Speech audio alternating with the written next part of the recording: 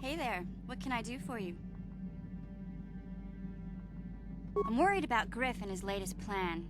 I got a bad feeling about it. He doesn't know anything about brewing Teresian ale, and now he's got himself mixed up with the exchange. Sometimes Griff can be so stupid. Part of me just wants to let him get what's coming to him.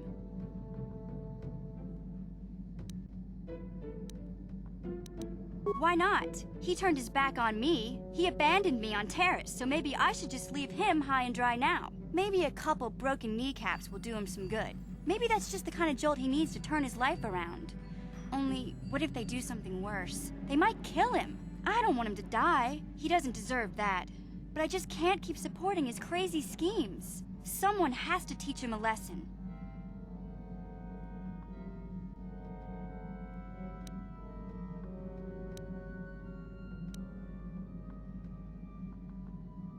Yeah, I guess you're right. I'm not gonna change him. Griff is gonna keep on being Griff.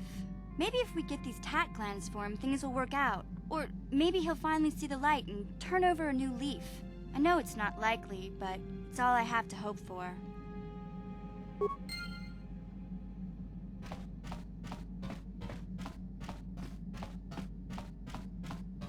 Yeah, what do you want? I was one of the best youth warriors in the clan Ordo in my time. No one before me had mastered the power of our basilisk war droids as quickly as I had. Except Mandalore himself, of course. In those days, we were sweeping across the Outer Rim, destroying all who fought us. Young Mandalores would prove themselves in real combat with unknown opponents above 1,000 worlds. Each brought back stories of his achievements. I remember it well, orbiting high above a placid world, its defenses just stirring. As was tradition, I would go ahead of the first wave to find enemies in the thickest fighting. I remember sitting there in my armor, linked directly with a basilisk thrumming beneath me, my heart racing with fear of the coming battle. The doors opened in front of me, and the air was sucked out of the drop bay, scattering crystals of frozen vapor across my path. I can't describe what it feels like to look directly down at a world, falling continuously as you circle it, with barely 15 centimeters of armor plate protecting you. When the magnetic locks disengaged on my droid, I plunged out of the drop bay towards the battle that waited below. The exhilaration, the euphoria I felt as I streaked into the atmosphere, dodging self-guided projectiles and beam weapons, was unmatched. An 80-kilometer plunge through the atmosphere, dodging and weaving, the outside of my armor glowing like the sun with the heat of re-entry. And with barely 30 meters to spare, I twisted and skimmed the surface, firing at the giant beam generators that were in my path. The explosion from that sent shock waves that leveled the entire complex around it. It was the moment of my life. I'll never forget those times. But things are different now. We can't go on fighting the way we did. There are too few of us left now. But I really don't want to talk about this anymore. I trust I've satisfied your curiosity for now. Is there something else you want to know? Tatooine is one big desert, with rocks sticking out. I heard that some of my people came here after the war, but I don't know what happened to them. The world of my clan, Ordo, was much like this. Dust basins and rock crags. But my world at least has some green around the equator. This place is just sand all over. There are some vicious people on this world, but the desert is the real enemy. Trips out in the desert, especially the deep desert, should be taken very carefully. Do you have anything else you want to ask? Hey, don't worry. I think you've got enough there as it is. You don't want to overload yourself on stims. Otherwise, you might destroy your adrenal system. A real warrior knows his own limits and doesn't overestimate himself. There anything else you need?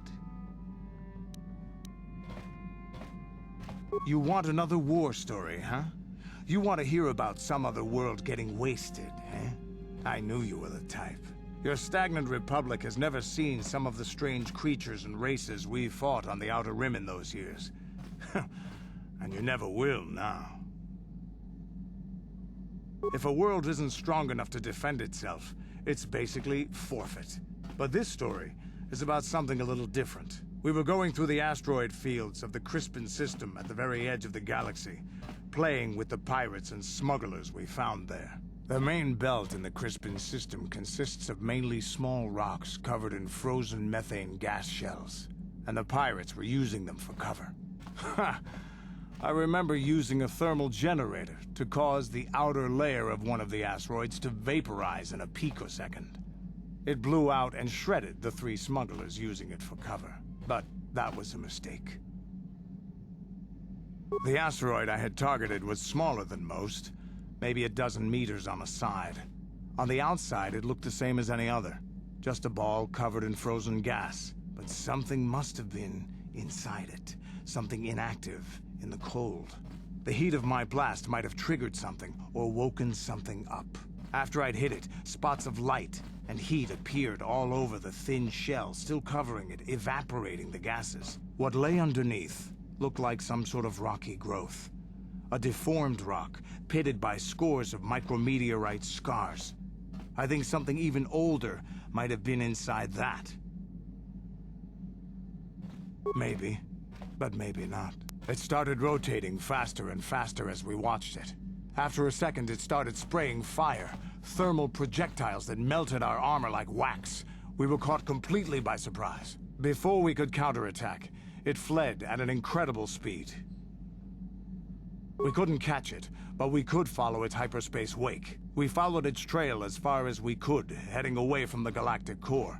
When it finally led beyond the edge of our galaxy, we abandoned our efforts. Anything that wants to commit suicide in that great void is not worth our trouble trying to catch. That's the only story I have for now. I'll tell you some more stuff later if we get the chance. Is there something else you want to know? Your choice. I'm here if you want something done right.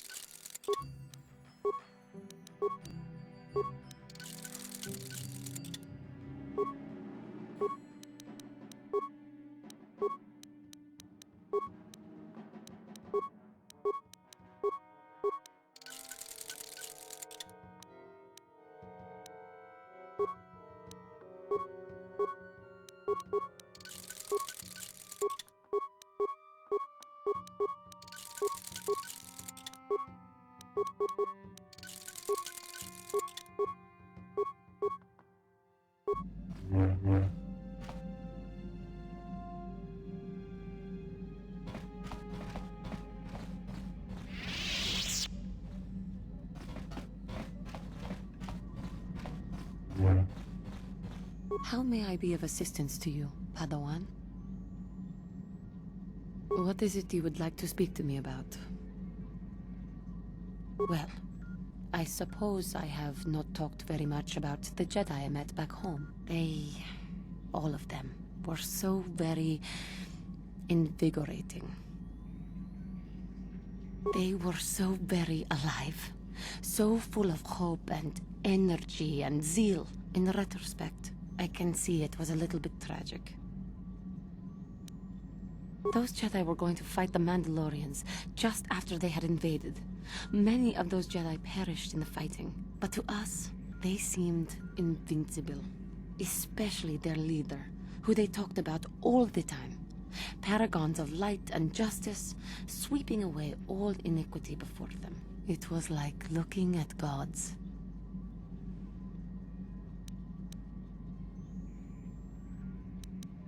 I know that. I was using poetic license. But those Jedi, they were enthralling. Everyone wanted just to touch them. Some people thought it would bring them luck. Not that the peace they brought lasted very long. Of course they left. They had a war to go fight, so that we would not all be killed by those psychotic Mandalorians. The Jedi left. The people grew complacent. Those who had been wronged saw their chance at revenge. And so the cycle continues. The oppressed become the new generation of oppressors.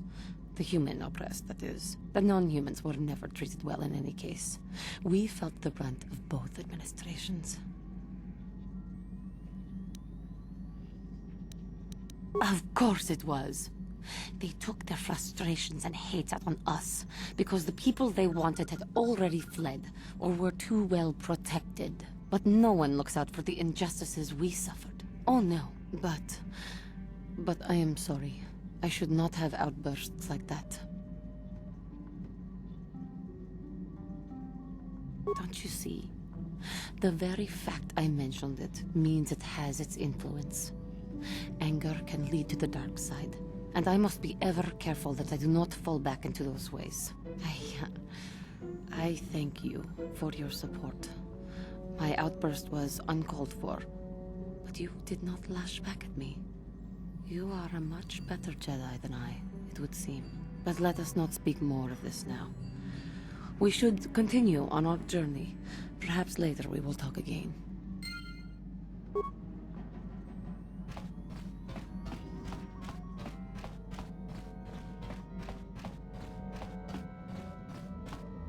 How can I help?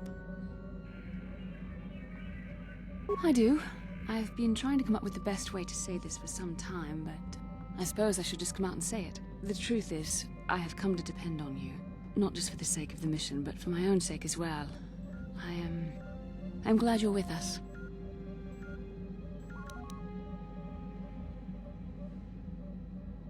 Did I? I am trying to be sincere here.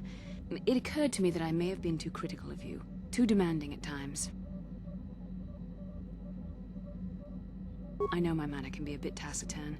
I know you must be getting sick of my lectures about the dark side and everything else. I spent all my years being hounded by my instructors, being told so often how gifted and important I was until I was sick of it. I remember when I was younger, I used to swear that I would never become as self-absorbed and stodgy as the Jedi Masters. It's ironic, really.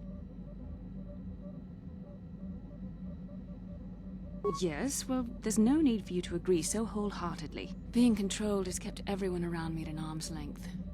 Even those like yourself who are most in need of my understanding and compassion. Maybe it's time to change that. You deserve to know how much I respect and admire you. I had to tell you how much I care for you. As a friend, of course. Please, it's not allowed. I have to remain true to the Jedi ideal.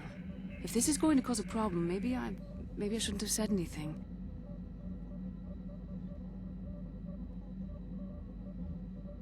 Well, that was not nearly so difficult as I feared.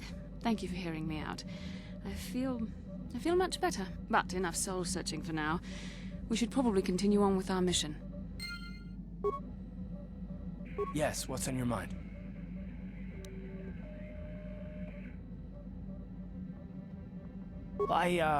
I'm not very good at this. I know I owe you an apology. More than one, probably. I was just so desperate to finally face Saul directly in the battle over Terrace.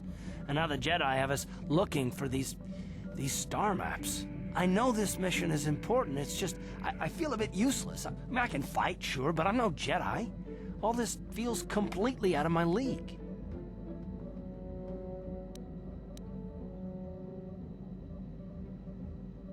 You don't exactly pull any punches, do you? Not that I don't deserve it, I suppose. I just hate not knowing what's going on and feeling this helpless. But I shouldn't have taken that out on you.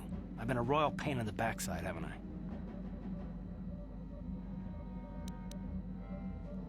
No, I do worry about it. I've traveled the lanes more than once. I should know better than this. So, I'm sorry. Will you accept my apology?